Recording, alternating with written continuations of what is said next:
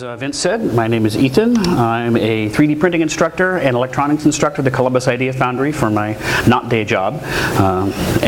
So if those of you who have not heard of the Columbus Idea Foundry, it's a community workshop where folks can rent space, they can rent tools, they can take classes, and we have meetups, we have events, and in fact in a couple of months we're going to move around the corner from here down to the eastern corner of Franklinton. You may have seen in the news we had a groundbreaking a few weeks ago. We should be set up in new space April or May, and that's going to be 2 blocks from COSI. In the meantime, we're still at our current home on Corrugated Way, and the reason why that matters is I've got at the end a little mention, and I've got some slips of paper over by the Tech Night presentations. If you want to come to our 3D printing meetups, the next one is tomorrow. So I've got address, information over on the corner, and a slide at the end if you want to write it down. So in the meantime, let's just jump into what 3D printing is. And you may have heard of CNC. It's a now traditional method that's only about 40 years old, 50 years old, where you take a block of material, and with a computer set of instructions, you cut away the parts you don't want. You've got 3D CNCs, you've got lathes, now you've got multi-D where you can turn the part and turn the cutting face, so you can do very complicated shapes in one cut. And so the first time somebody took a computer and hooked it up to a lathe or a mill was in the early 60s. MIT pioneered that. And about 20 years later, somebody said, well, hey, wait a minute. If we've got all this computer control, who says we have to take a block of something and cut out the part we don't want? What if we take a piece, what if we take nothing and only add the parts we do want? And it was a revolutionary way of manufacturing.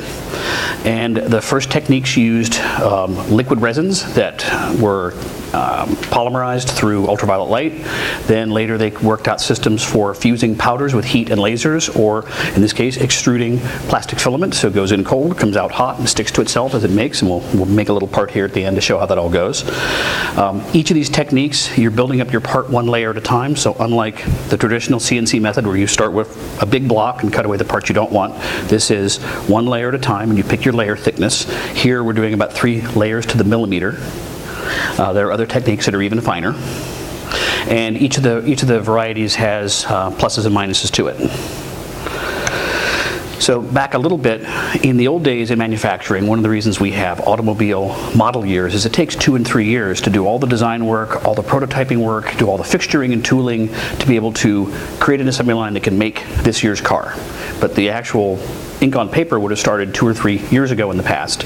And you would have a draftsman who would draw up the part, send it down to the fabrication part of the building, and some guys would use machine tools, and they would make a prototype and would come back weeks later. We'd go, oh, that's not quite what we needed, let's try this again. And there'd be a long iterative process, and you tried to have as few steps as possible because it would take you months and months to have multiple cycles through the design, build, edit cycle. And at some point, it was discovered that if you could sort of compress that and have the engineer himself draw it up on a computer first and then press the button to say, make me one of those, he could come back in the morning and there's his prototype part a day later, not weeks or months later. And it just helps them shortcut that drafting cycle. As I said, the first varieties really only go back to the 80s. Stereolithography is that liquid resin process where at first it was 2 crossed beams of ultraviolet light, and when they crossed there was enough energy to cause a liquid goo to solidify. And then later it was a bit of complicated machinery to sort of draw in 3 dimensions inside this tank of goo, so they came out with other techniques where they draw an X and Y and a platform raises up and down. Once they had that technique, then someone said, well, why does it have to be goo? And they went to powders, and so you've got lasers and hot air guns. You can use sugar is one of the things you can fuse in a sintered powder type printer. There's one called the Candy Fab out of Detroit. FDM, fused deposition modeling, is what this is. So you're fusing what you're depositing, so that's where FDM comes from, and late 80s. And some of the other techniques, inkjet infused powder you may have seen recently, where you could send a couple of photographs of yourself off and get your own bobblehead. So there's one for Star Wars fans and one for Star Trek fans. You pick a pose, from a menu, and you say, here's a front face, here's a side face, and a couple weeks later, a full color 6-inch model of you shows up in the mail. And that's inkjet infused powder, so you can print in full color because it's just inkjet ink causing gypsum plaster dust to clump together. And then once the part, which is very fragile, is made of this ink and plaster composition, it's soaked in epoxy, and that's where the strength comes from. And then finally, the last method is just a newer version of stereolithography where you can sort of do a layer at a time. So instead of having to draw, as this will do, every arc, every bit, every leg, you sort of snapshot with ultraviolet light an entire layer at a time. So it doesn't matter how complicated your drawing is, it just matters how tall it is, because it's just layer and layer and layer. As much as you're full, that's how much time it takes.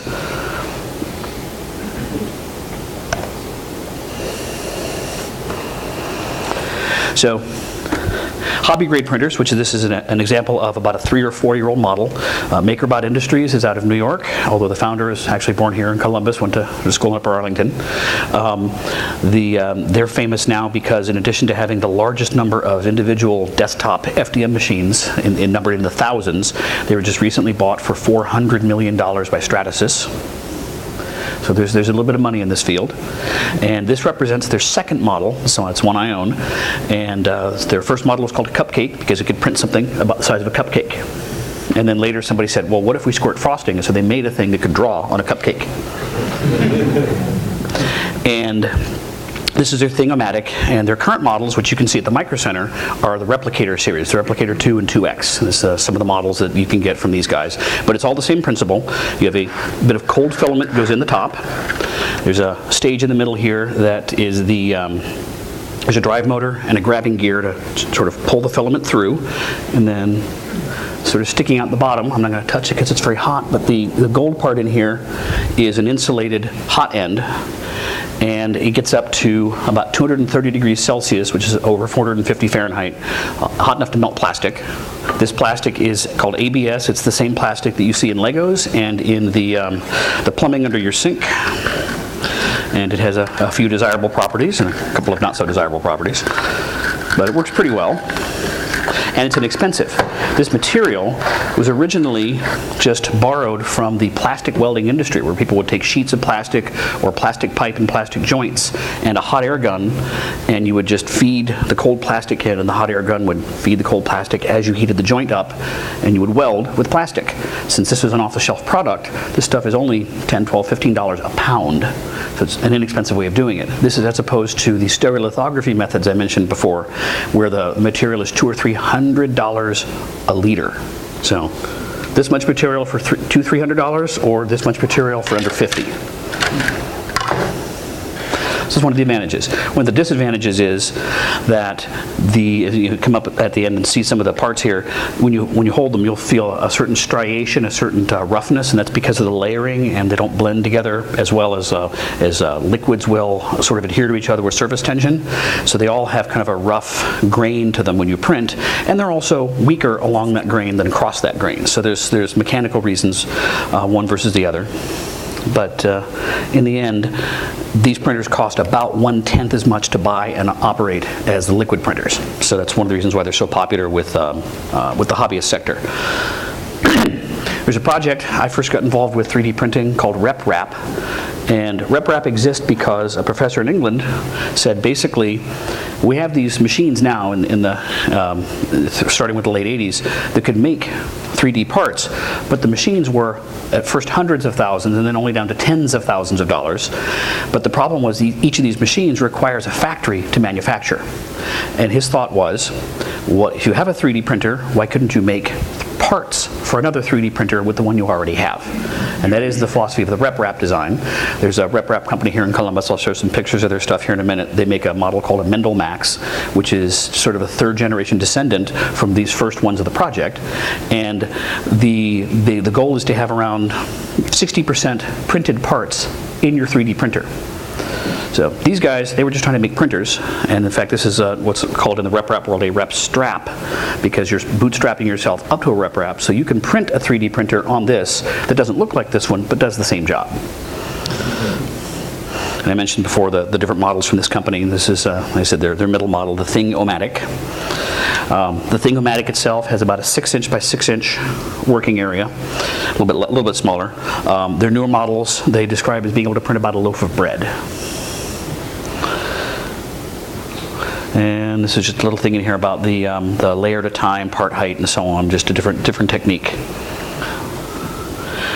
So, last slide, because there's not a lot of presentation, there's a lot of show and tell, is locally, the Columbus Idea Foundry. Who said, please come and pick up the flyers at the end and talk to me, and our meetup is tomorrow night. And we usually have several dozen people and anywhere from a half a dozen printers on up of different models, different varieties. Some are commercial, some are homemade. There's other materials people use. There's this is ABS, as I said. There's PLA, which is polylactic acid, which is a cornstarch-based plastic that has other properties. For instance, I mentioned undesirable. This is handy for a lot of things. It's nice and strong, but it shrinks when it cools. And so if you were, for instance, design a part that's exactly 1 inch and then print it, when you pull it off the printer, it's almost 1 inch. And that's fine if you want to take 2 ABS parts and bolt them together, but if you want to take a PLA part and bolt it to an ABS parts, the holes won't line up. And PLA doesn't shrink as much. On the other hand, PLA is more brittle. This is easier to glue, and a variety of other differences in the plastic. So I'm going to go ahead and hand around some little plastic fragments just to go ahead and get an idea of the sort of the color assortment. There's plain plastic, there's colored plastic, there's glow-in-the-dark plastic, there's clear, so you can print. People have done things with 2 materials. Some of the newer printers have 2 print heads, so you can have 2 different colors at the same time, including, I've seen people do where they'll take a small figure and they'll encase it in the clear. It looks like it's cast in glass.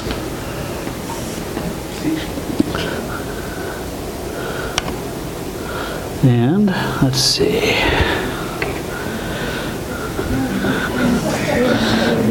So that's our raw material. It's what's called 3mm ABS. It's about 1/8 of an inch, 3 millimeters. And when the filament comes out the other end, this printer has a 0.5 millimeter nozzle.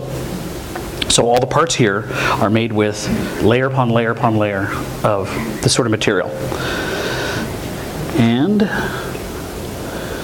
the way you get designs in there, oops.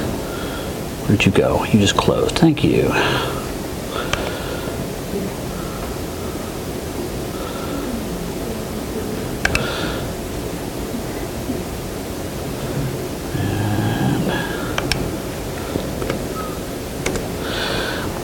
So one of the places you can go is called Thingiverse.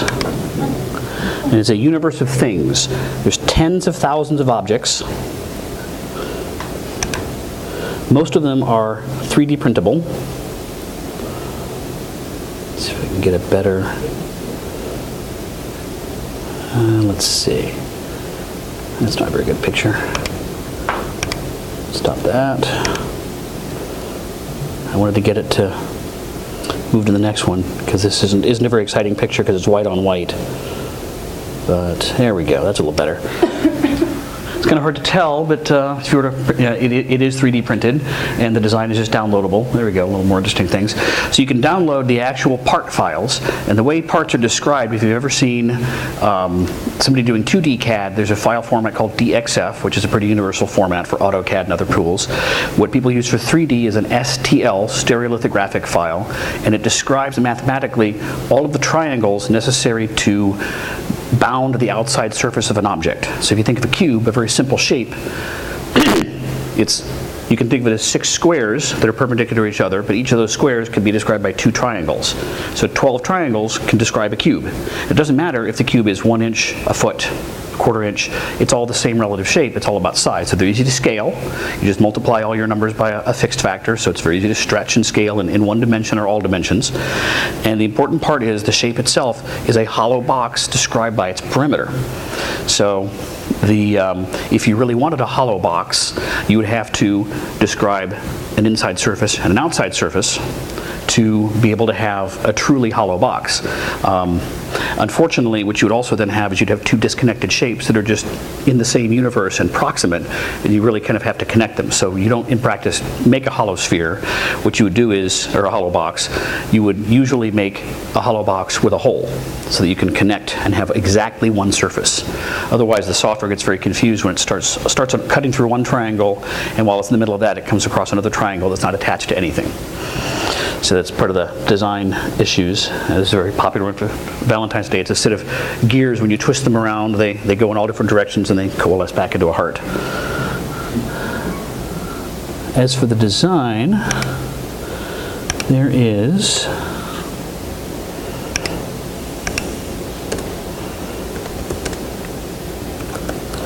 I'm not much of a oops, typoed that. I'm not much of a 3D design guy, so I don't sit around with a stylus or a tablet or a mouse drawing things. I write code. That's what I do. So OpenCAD is a different way of designing shapes, and a lot of the things that are on Thingiverse were made with OpenCAD. It's called parametric CAD because you're feeding parameters into an engine that then generates your shapes. And for example, let's see. Let's start off simple. No, it's not simple. That's, I read a shape in by mistake, not the code that generated the shape. Let's just go with a simple example. This is one of the tutorial shapes. And I'm not going to beat everybody to death with the code, but you can just see basically what it takes is you describe the parameters, and the sort of the important thing that differentiates this from other languages like C or Perl, even though it has that structure, is keywords like difference, and also there's difference and there's union. So you basically are describing cylinders and circles and squares, and you're saying take this shape, add this to it, take this away, add this to it, take this away. You can make very complicated shapes just by adding and subtracting different groups of shapes from each other. And in this case, that's what the code generates. A sphere, and you see this up here, a sphere with 3 cylinders, and it's the difference between all of them. And to make a change, it's as easy as that. And you can do more interesting things. Let's see. For instance, here's a shape I've done for a class of the Idea Foundry. These are all customizable parameters at the top describing what kind of knob, and in the bottom several pages, these are all just more and more pluses and minuses, creating shapes, shifting them around the axes, and so on to make a knob. And you may say, okay, it's a volume knob, big deal. But the important part is it's very easy to say, but I don't like that knob. I want a taller knob. And think about with a CAD program, if you have to stretch all those triangles and move things around, it could take you minutes to make a simple change to a shape. With parametric CAD, you simply change your code, recompile, and there's your shape. And this is the actual output of the compile. You save this STL file, and you feed it into the next stage, which turns it into a thing. And that is different software for every printer. The software for this printer is called Replicator G, and it doesn't matter. Every branded printer has their own software that works with it. This happens to be freeware. It's a Java framework, and with it you can load in shapes. You can manipulate the shapes. I've got a simple little letter pi in here that's described, and you can scale it up.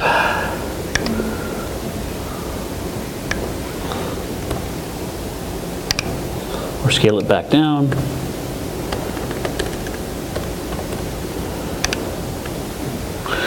And slide it around. You can duplicate them, make multiple pies at once.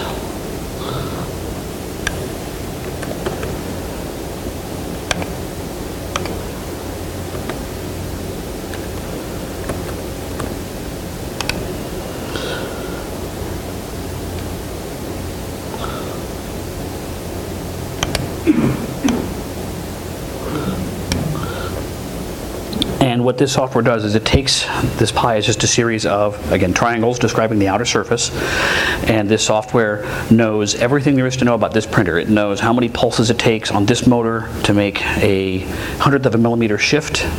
It knows how many pulses to make that go left and right. In this case, this model moves the bed left and right and around, and moves the print head up and down. Other models do different things, but this software knows everything there is to know about this printer. I've had to tell it which model it is, and if you make your own printer from scratch, as a lot of people do, you've got to calibrate it, you've got to worry about what's the thread pitch, what the step size is, all these things when you're designing your printer.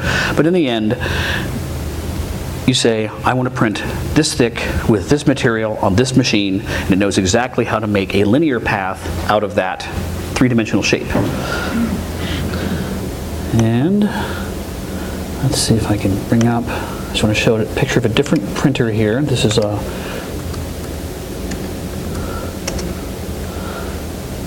model we have at the Idea Foundry is called an IC3D RepRap. It's one of those newer models I was mentioning, and there's a nice picture of it there. And it's that black triangular wedge. This one happens to move the bed forward and backward. It happens to move an entire carriage up and down with the print head on it. The print head goes left to right in that carriage, but it's all about three-dimensional relative motion between the bed and the print head, no matter what parts move. And so if you come down to the meetup tomorrow night, that's the model you'll see. That's the model we have and teach classes on.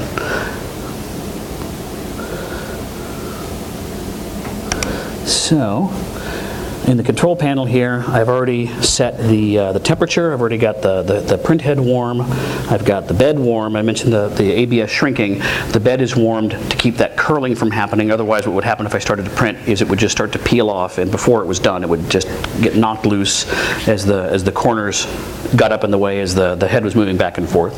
But I need to do one quick thing here to check my calibration.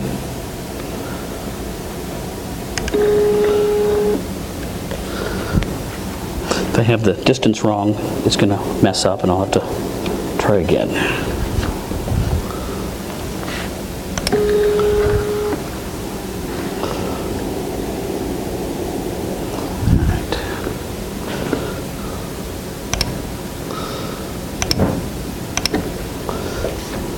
The IC3D we have is a newer model by several years, and it automatically calibrates. You just say go and it goes the right amount. This one's a little older, so you have to kind of manually fiddle it.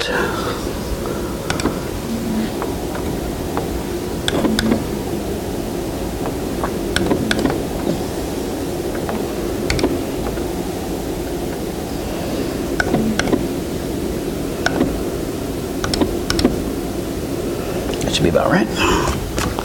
Okay. So it looks pretty good. So we're hot, we got plastic loaded, we're zeroed. Let's make a part.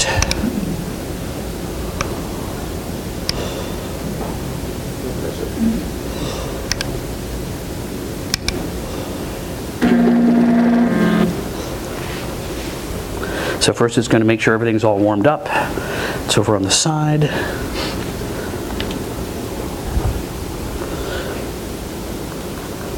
And as soon as it knows that it's warm enough, it should start printing.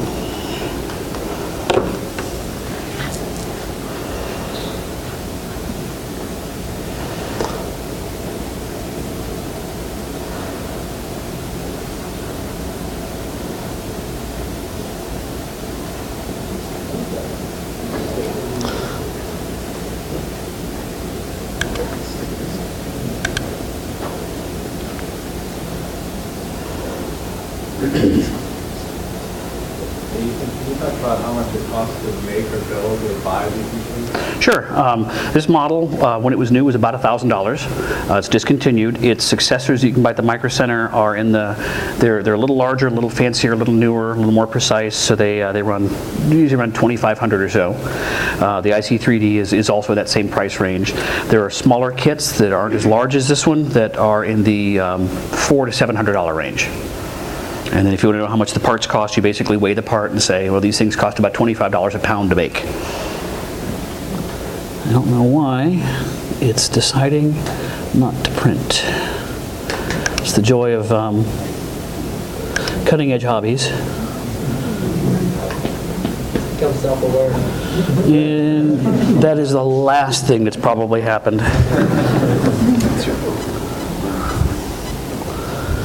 Let's see if I can pause you. Yeah. Go back to the control panel, make sure nothing's cooled off. Yeah, rewarm it here. All right, so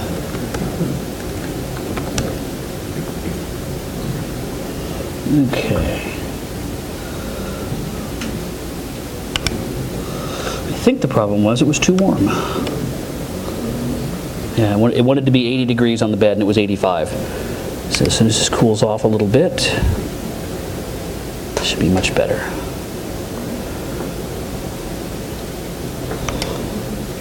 Let's try this again.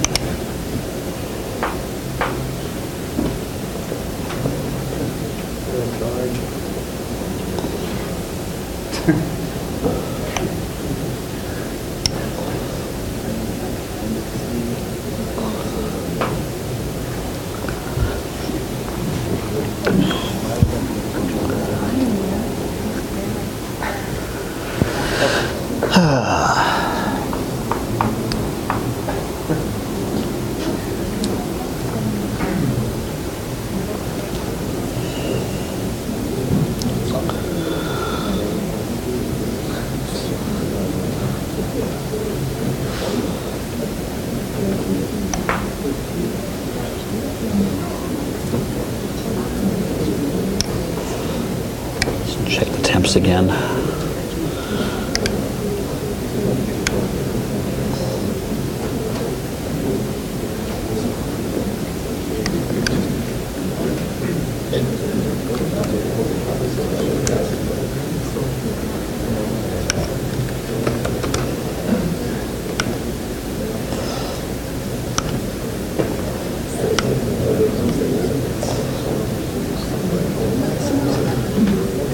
He wants to be 220.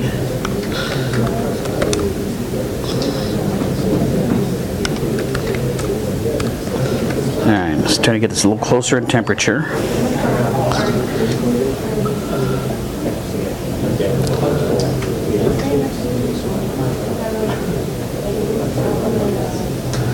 So while we're waiting for this to warm up just right, I'm going to hand around a couple more objects so folks can get a chance to feel kind of what things are like. Just got to pass these around.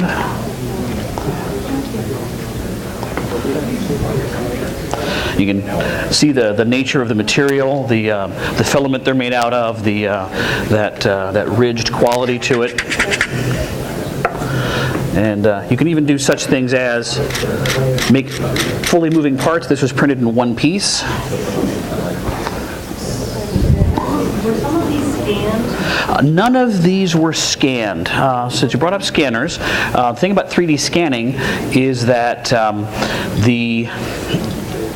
for the inexpensive scanners that use what's called structured light, where you shine a pattern on an object and then see how that light deforms when it comes back, Connect uses that for if you've seen those in operation. They project a speckle pattern on you, and then they look to see how those speckles distort, and then from that they infer how far apart your arms and hands and head are from everything, and that's how they get their distance. Those are precise to better than 1 millimeter, but if you wanted to print you wanted to scan like a nut or a bolt, it would be so rough from surface imperfections and scan imperfections that it would look like a bolt, but it wouldn't work like a bolt. It would just be a little bit too rough. So what works really well, though, is to scan a full-size person and then print them short, because you've shrunken all those imperfections and they become noise at that point, and you get the variation in the scan down to the precision of the printer, and you couldn't tell the difference between a designed person and a scanned person because you've shrunken that down. All right, let's try this again. So it gets up to that same spot, and it's hanging. Well, I'll just keep talking for a few minutes, hopefully, because normally what happens, wait, here we go. Now we're at the right temperature. So it extrudes a little bit of plastic.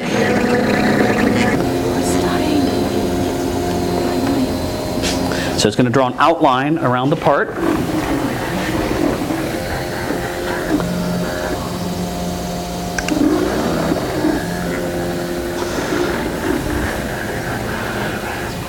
So here it is, drawing our first layer.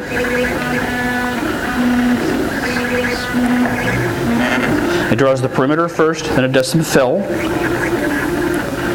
So here it is filling in on a diagonal. And then the next layer is going to be 90 degrees. It'll be a diagonal in the other direction for strength. So you'll have 2 layers on the bottom. And remember I mentioned that this technique, the shape is a hollow description of the part. So this is a 3-dimensional part. It has not very thick, but it has thickness. And the software itself, the Replicator G, calls another application that does the individual slicing and knows about layering and so on. And one of the things I've told it is what density to print at. So even though the shape itself has no interior structure, the software has to add interior structure. Otherwise, when you tried to print the top, it would just cave in on itself. Because one of the limitations of filament printing is that you have, imagine trying to draw with toothpaste. So as you squirt toothpaste along, if there's nothing supporting it, it's just going to sag. This is a little stronger than toothpaste. It has some stretch to it, and you're not heating it to the point of becoming liquid. You're heating it to the point it will flow under pressure. So you can, for instance, imagine letting out 1 foot of material, but pulling 1 foot and 1 inch. So it's under tension. Whoops. And that is some of the joy. Yep. So.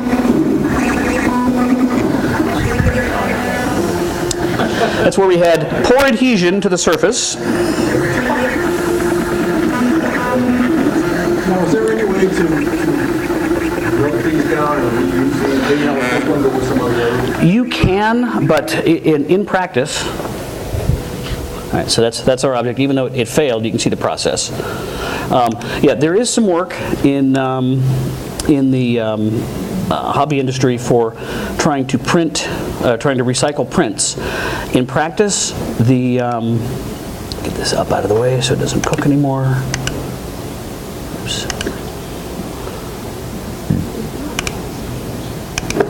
There we go.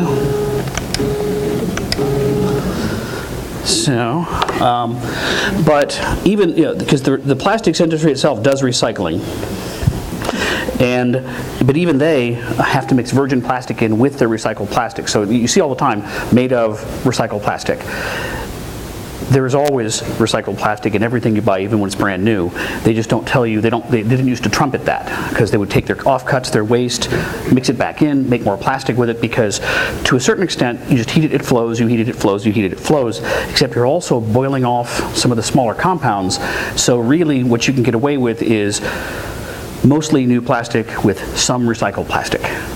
And there are hobby grade extruders. We have one at the Idea Foundry. It's a auger drill and a hopper for plastic pellets, which are far cheaper to buy than shaped plastic wire. And you put the plastic pellets in, you turn on the heater, there's a computer control loop to make sure the temperature stays uniform, and an extrusion nozzle at this diameter. And plastic pellets go in, and under pressure, they're squeezed out the nozzle, and you can make your own plastics. You can take this, and if you could grind it up to a uniform enough flake size, you could throw some of the flakes in with your pellets, and you can reuse that. In practice, since this stuff is already so cheap, nobody's doing it wholesale, but people are trying to experiment with ways to make that more convenient and more cost-effective, so that you could maybe get, a 40 or 50% turnaround of your waste parts to your good parts. What you can do, and people are doing with this, is even though this is a failed part, I can drop this in a jar of acetone. And if you've ever done plumbing under your sink, and you buy ABS cement, all that is ABS flakes and acetone. So I can turn this into glue, and it'll color match anything I make because it's the same color. And I've actually done that here. I had a part that had a crack in it when it was cooling. All these ridges cracked. This is a spool holder for one of these. And I've cemented, using ABS glue made from the waste plastic, some reinforcing rods in here to repair the part. So this contains 0.5% recycled plastic. So that was basically the thing. I've got certainly time. I could do another one here. Hopefully it'll stick this time.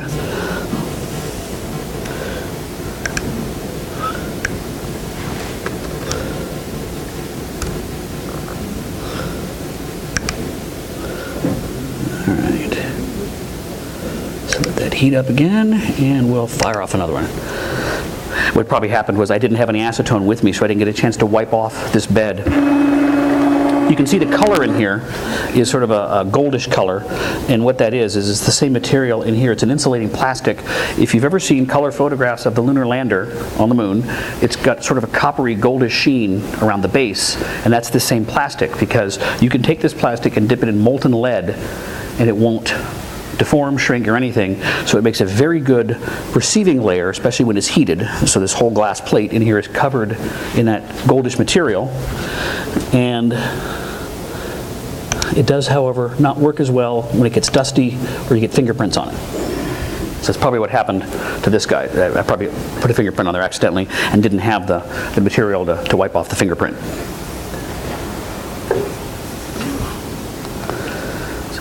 So all waiting for this to heat up. Any other questions? Good time for them. How long would it take you to make a copy of itself? Somebody in Cincinnati did actually make, the Cupcake is a little smaller than this, maybe 10% smaller. Somebody printed a Cupcake. They printed in little 4-inch chunks. Imagine all of the surface made in 4-inch chunks. It took them over 200 hours to print an exact copy of this, right down to the big boxy structure and so on. It's not practical. The IC3D printer I showed you before, it's made of machined aluminum extrusions that are already cut to length in a factory. You order up and say, I want 6 of those, 4 of those, 2 of those, and they just show up for $50.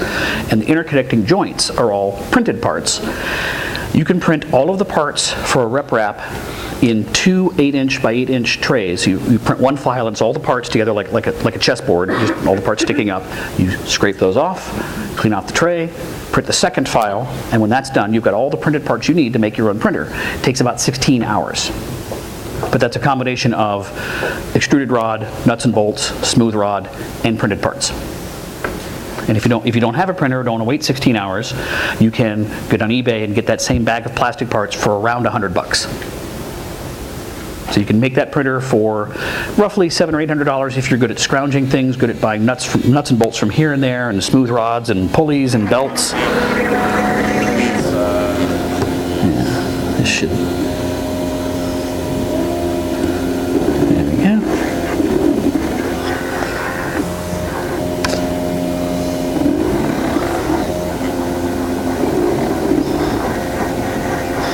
Might be too close to the glass right now. That may be the problem.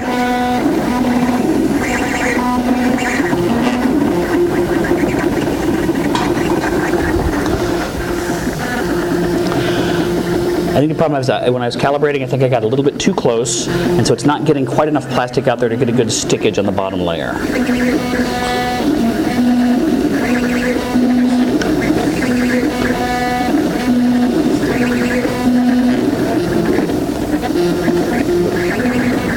Go ahead and kill that. Well, anybody have any other questions? What do you usually do for meetups? At the meetups, it's largely a social thing. There's no formal presentation. People show up, they set up their own printers. They often come to ask questions, to show off the latest thing they built. We have a lot of people who just are curious about the art and have never seen a 3D printer before, and so there's a lot of show and tell going on where people will gather around somebody who's printing something or getting ready to print something or has recently printed something, and a lot of Q&A. And once a year in December, we have the holiday party where the challenge is to make the best Christmas ornament. We had some amazing ones. So let's see. So what did you think about all the discussions about 3D printing of guns? That seems so far-fetched, so unrealistic, but... It is not far-fetched at all. However, the kind of guns, the quality they're making is actually rather poor. One shot. Yeah, basically they're not exactly sturdy. Yeah, you are better off making your own potato gun. And people are getting a little up in arms, pardon the pun, about it. But in practice, they don't regulate the purchase of drill presses and other hand tools, but that's all you need to make a gun. What's happened historically is that gunsmithing is something of an art, like blacksmithing or like locksmithing or other sorts of hands-on artisan type activities. And so people who have gone through that much practice and training and education to make guns, there's not that many of them, and there's a high barrier to entry. The thing about a 3D printer is there's no barrier to entry. You download a file, you press print, boom, there's your part. Somebody else did the design work, you're just a user who has no commitment to the art, no involvement, and so it sort of separates the ethics of anything, because one of the things I mentioned, locksmithing, the mathematically generated 3D printed key. About dildos. That's a totally other issue. Yeah.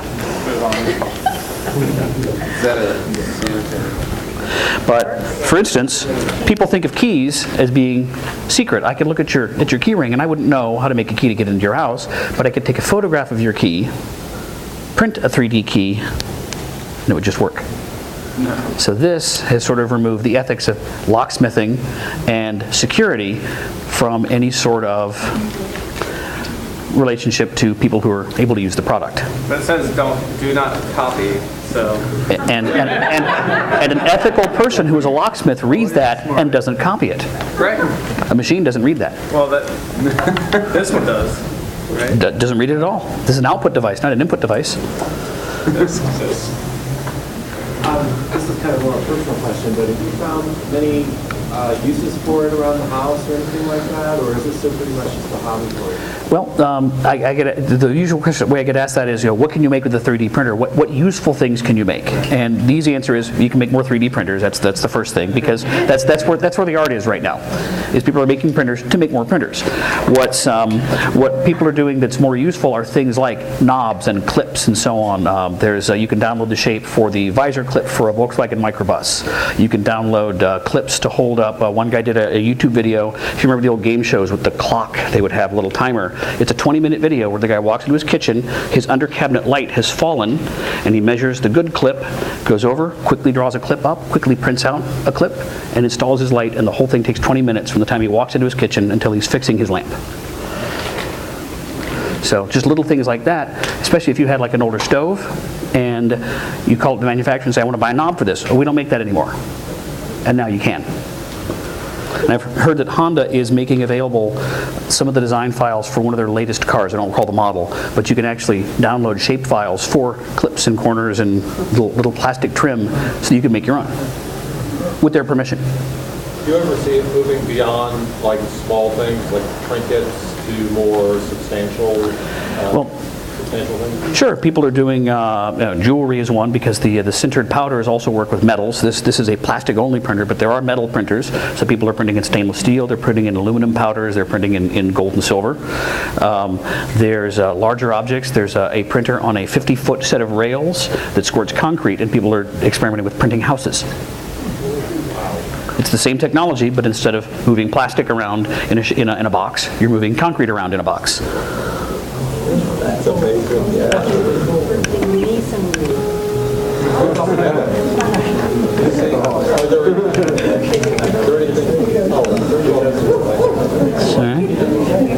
All right. So let's give this one more try here.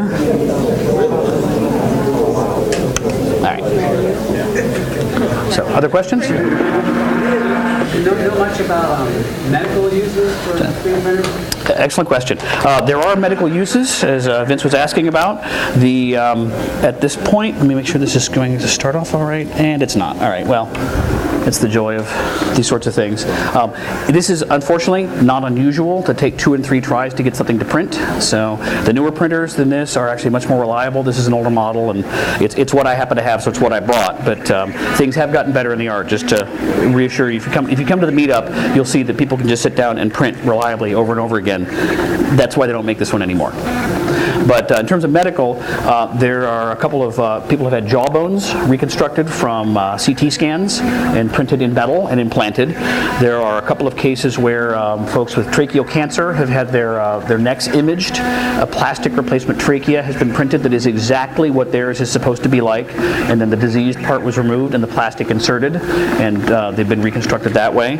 Experimentally, they've not been implanted yet, but they're working on printable veins. So rather than for bypass surgery having to pull a vein out of your leg and put it into your heart, they just make you a brand new vein from your own cells and implant that, so you only have 1 surgery site instead of 2. and you're not, robbing Peter to pay Paul, as it were. The sort of holy grail of medical bits is going to be the printing of a working kidney. There's been some sort of experimental things, I think, out of China along those lines, but no one has yet printed in a surgically implantable kidney, but that will be the major event of spare parts.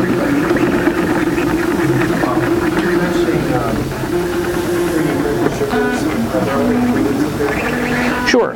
CES recently, Hershey announced today partnership with 3D Systems, one of the first 3D printing companies, to make a consumer-grade chocolate printer. This should be available either late this year or early next year.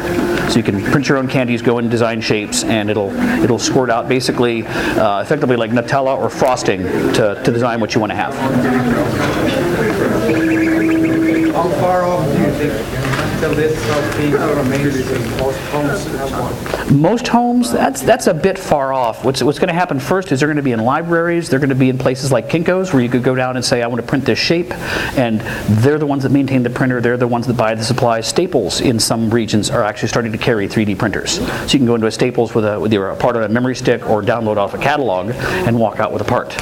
So we're going to see sort of centralized go to the service parts before you start seeing them at home. They've got to get a lot more reliable. Something else that has to get worked out that isn't quite there yet is the legal ramifications. I mentioned Honda offering up their parts, but what if a company doesn't want you to copy their parts, whether it's silverware or jewelry? Can you scan the part? You can, but as I was mentioning earlier, at the current time, scanners that don't cost $30,000 don't make very precise copies. So, if you remember, older Xerox machines, like a Xerox of a Xerox of a Xerox doesn't look like the original. You can tell how fuzzy it gets. Here, with the current scanners, it only take one set, and it's already getting fuzzy. If you have the resources to model a part that you may or may not know whether it's legal or not to copy, and you could 3D print that, do you see a lot of users doing something like that? If you let them, they will. Right now, one of the things holding things back, for instance, one of the classic cases of copyright extension is Mickey Mouse. And right now, Mickey Mouse is still copyright protected, and every time it gets close to expiring, they find a way to stretch things out a little further to keep Mickey Mouse covered. And there's calls in the industry to protect things like that intellectual property by, just like right now, printers aren't supposed to print money. And if you go buy a high-end color laser printer and you try to print money, the printer will not print the money because it has been legally required to effectively detect it's being asked to print money and not do it. There's calls for that same kind of built-in protection in 3D printing to say, oh, you're trying to print something that's copyrighted. I'm not going to make that for you.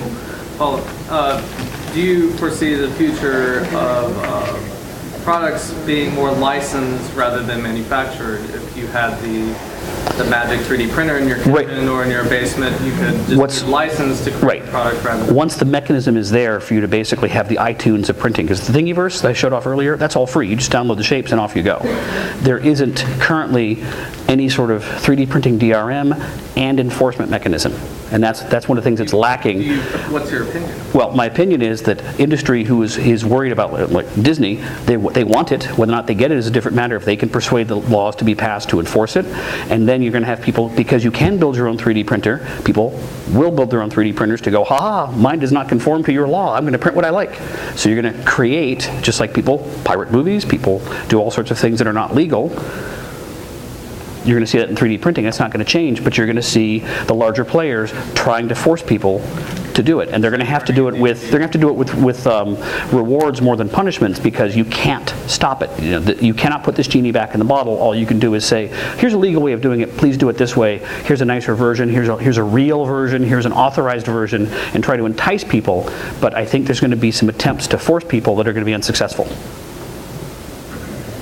In the back. Where do you see carbon fiber?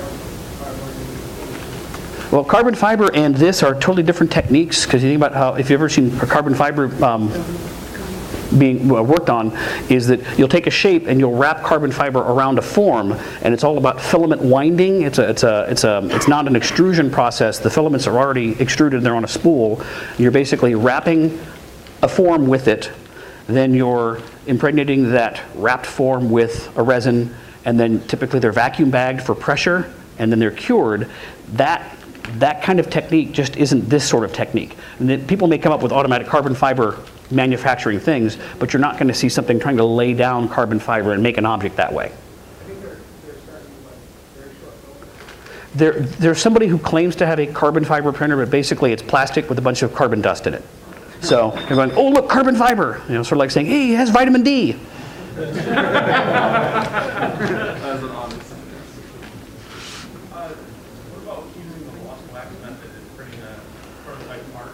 Yeah, we've actually done that at the Idea Foundry, where one of our guys, I just took the class actually last week, which was we've got a spin caster, and it was a silver casting class, and the students, what he did was he laser cut some simple shapes out, but for himself, the instructor ordered a 3D printed part from a service bureau called Shapeways, where you send your files off to them, and he got back a plastic ring, and then as a jeweler, he put in the sprues and necessary drains on top of the ring that he had purchased, cast that, and in plaster, burned it out. So he went from a 3D printed shape to a cast metal object, and that's something that you absolutely can do, and people are doing it. I understand you say you like to design and code, but when it comes to programs like Blender, is there a certain format you use to upload it to? Well, Blender produces those STL files that I've been talking about, and Blender makes me angry. I can't stand using Blender. Blender drives me up a wall. One of the first experiences I had trying to do 3D design was actually making this shape. The original shape had 3 extra holes in the middle. They weren't for anything. They were like, oh, maybe we want these 3 holes just in case. But through the strange nature of those extra shells I was talking about, the double-crossed layers, it actually takes more plastic and more time to put a hole in something than to not put a hole in something, because the hollow honeycomb is faster than going over and over a hole to reinforce it for strength. Because you can't really drill through this stuff. It's like drilling through a chain link fence. It's not strong where you cut it. So you need to print your holes, and you need to reinforce by going over your edges and your holes multiple times. So I wanted to take this simple shape and remove the holes in it. I spent an hour trying to do that with Blender, trying to grab all the edges of a hole and say, no, just close this hole in this shape up. And I couldn't get it to work. I went over to OpenCAD, where somebody took, the way they made the part to begin with is they took a profile in a flat file format and said, using OpenCAD, take this shape, whatever it is, and extrude it in the 3rd dimension, save that file. So the code was this long. I commented out with two strokes, just commented out 3 lines that said put a hole here, put a hole here, put a hole here, hit compile. I was done in 2 minutes. So people use Blender. I don't use Blender. Wait, so why didn't you like Blender? I mean, because it has a non-standard UI. It's a graphical tool. I'm not a graphically oriented person. I'm a code-oriented person. So and it took way too much to create those holes. It was much easier. It's easy to drill a hole with Blender. It's not easy to remove a hole with Blender. Because once you have a hole, now it's thousands of triangles. A round hole, think of how many triangles it takes to describe a tube. It's just like good code versus bad code. Less lines, less code. So, over here. For the case that you're talking about, the medical job and everything else that they created so far, are there any statistics on how long those items are? The number of people that have 3D implanted medical devices would fit in the front row here. So there's no numbers yet. One general question. I noticed you're using some flavor of Linux. I am. Can you tell me which flavor of Linux and which desktop environment that is? It happens to be Ubuntu, and it's running Cinnamon, because Unity also makes me unhappy. Windows 8 Alt 1? Never. Anybody else? I think we're down to the last 5 minutes, so a couple more questions, I think. Anybody? Oh, one other quick question about the Columbus Idea Foundry itself. You guys are moving, looks like? We are. Where is 421 West State? It is 2 blocks immediately west of COSI, right behind the spaghetti warehouse. That's a much better location. How close is it to the bus? I know there's buses on Broad Street, so 2 blocks. Oh, right behind the... Right behind the spaghetti warehouse. So they're diagonally opposite each other. I see. Okay. The back wall of spaghetti warehouse is State Street, and then we're on State Street. Cool.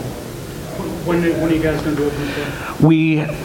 The official story right now is, because we're still under reconstruction for the areas we're rebuilding, is that we should have the construction done by the end of March and all the inspections and occupancy permits in April. And so we're currently planning on the first big move in April. We're we're moving out of our current space in stages, so the first move is April, and then the last move has to be completed by the end of July. So we'll basically be moving all summer. But more and more functions will just switch over. I mean, you figure beginning of May is probably when we'll start having classes in the new space, perhaps late May. Approximately how long did it take you to print that castle? I did not print the castle, so I don't have an exact answer. Yes. Not 2 days. Over 6 hours. I know the pieces you've been passing around, of course, on the edge or the outsides. Yes. How smooth can you actually make it with the processes that you have available? The current thinness layer that's officially supported in standard is 10 layers to the millimeter, 100 microns, and you still will get, there's still rough edges, they're just smaller rough edges, so it's smoother. People are experimenting with 60 micron layers, which is quite fine, but you think about this, if there's 3 times as many layers, it takes 3 times as long to print. So the trade-off is how smooth do I want it versus how long does it take. And just like I had the problem here on the second print where the clearance wasn't quite right, if you make your layers too thin, you can't get enough plastic out. So there is a physical limit to, if you're thinking about squeezing a toothpaste tube again, if you're too close, you just can't get enough material out. So there is a finite limit to how thin you can make the layers. And say between 60 and 100 microns is pretty much about the best you can do trying to extrude this kind of plastic under pressure. And is there a way to kind of sand that down or to? You can do some light sanding, but just again, think about if the edge of a coil of a garden hose, you've got the bumps. If you sand too far in, now you're into the material, and if you keep going, you'll be into the next layer, and that's when you start to lose physical integrity. So you can do a very light sanding, or if you come up at the end here and have a look at this guy, he's smooth because he's been placed in an acetone vapor bath for a few minutes, and the acetone melts the plastic if you're using ABS. And that lets the layers sort of melt into each other and produces a sheen and a smoothness. So this is chemically treated to be this. This, however, this is the PLA I was talking about. I could put this in the same jar. He would never change. He would take 5 or 6 minutes to come out looking like this. One more. How long do you take to have a home printer? How long does it take to print a printer? What easier to have a 3D printer in home? In our home? In the house. Oh, in the home. Well, it's in the house now if you want to be an early adopter. Just like think about back to the days when everybody had a dot matrix printer, if they even had a computer, and now people have inkjet printers and laser printers. Think about that scale of how long it took to go from impact printing to where the current models of printers are now available for a few $100s. There's choices of dozens of models, and we're definitely in the dot matrix era of 3D printing. So it's still going to be a number of years. You can't just go down to the corner store, buy a totally reliable machine that you just push a button and it works every time, like this one does not. And when that gets to the point, think about selling 1 million printers and having 1 million consumers with 1 million different problems. So they've got to get far more reliable till they're going to be in everybody's home. But right now, just like home computers in the 70s, some people had them, most people didn't. That's where we're at. So I've got another couple of minutes, I think, actually, so go ahead. Do you foresee like a lot of big printing companies like HP and things like that gobbling up a lot of these smaller companies? There is a rumor this week that HP is buying Stratasys. And Stratasys is the company that bought MakerBot for $400 million. So if that actual rumor comes out to be true, they're probably going to be spending several $1 billion to buy out Stratasys. So absolutely, the big guys are keeping an eye on this market, and if it gets big enough, they want to be in charge of it.